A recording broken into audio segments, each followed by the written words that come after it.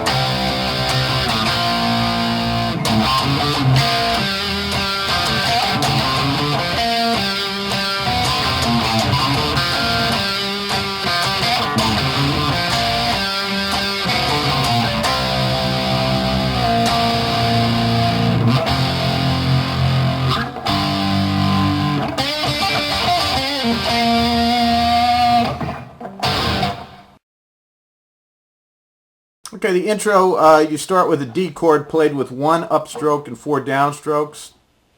Like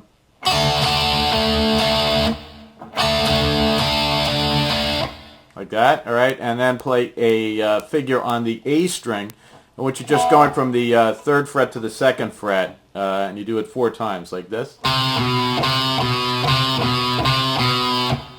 After the 4th time, you go down to the E string, 3rd fret, and then play an A chord with 2 upstrokes.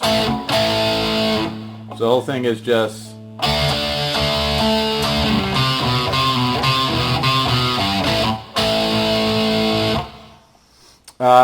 then you repeat the beginning of that, the D chord and the A string riff.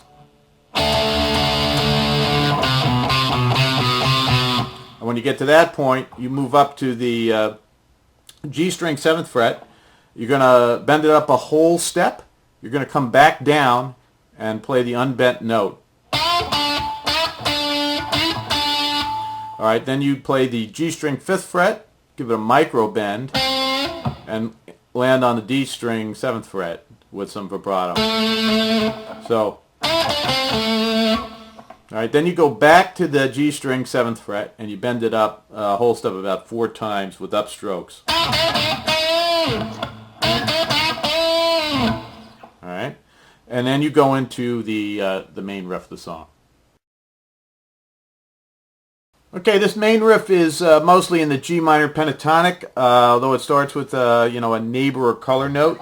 You're going to start on the E string, 5th fret, then play a chromatic run on the A string, 3rd, 4th, and 5th frets, followed by the D string, 3rd fret. And next you're going to play the G string, 3rd fret note, and give it a micro bend or something to give it a little bit longer time value, maybe some vibrato. So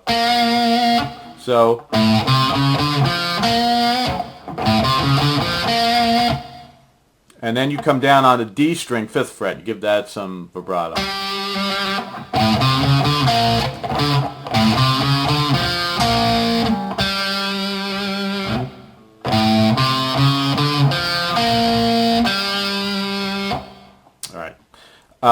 Then you finish the first half of the riff by, again, picking that D string 5th fret and going to the 3rd fret and then back to the 5th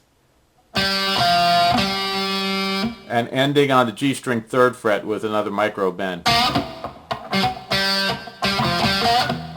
So far we have...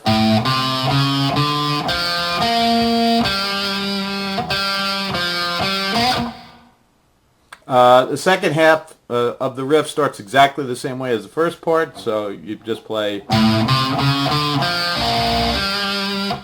Alright. And then it just walks down the pentatonic scale from the D string 5th fret to the E string 6th. So you're ending on the E string 6th fret. And then when you start up again, you're back to the 5th fret. So.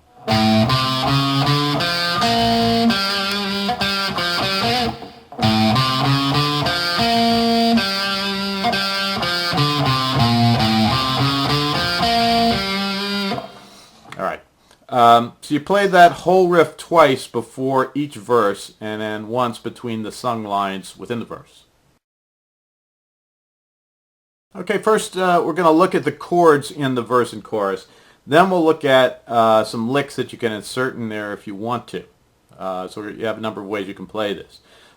Let's start. You start with a bar C chord at the 3rd fret, and you play this rhythm.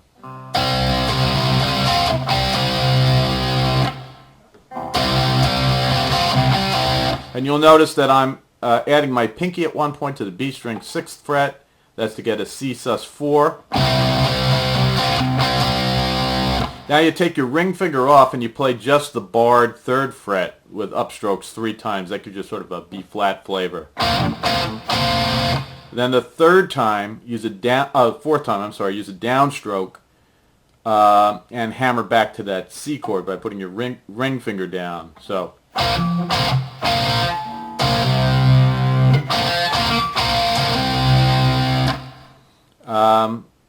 And now you play the same thing, but maybe you skip the C sus4 in there. So.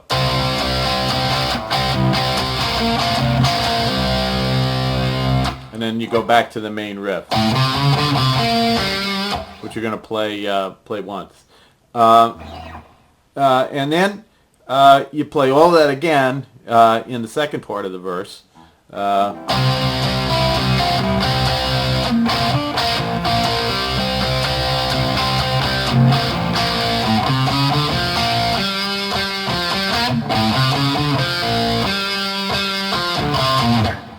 And then you move to the chorus.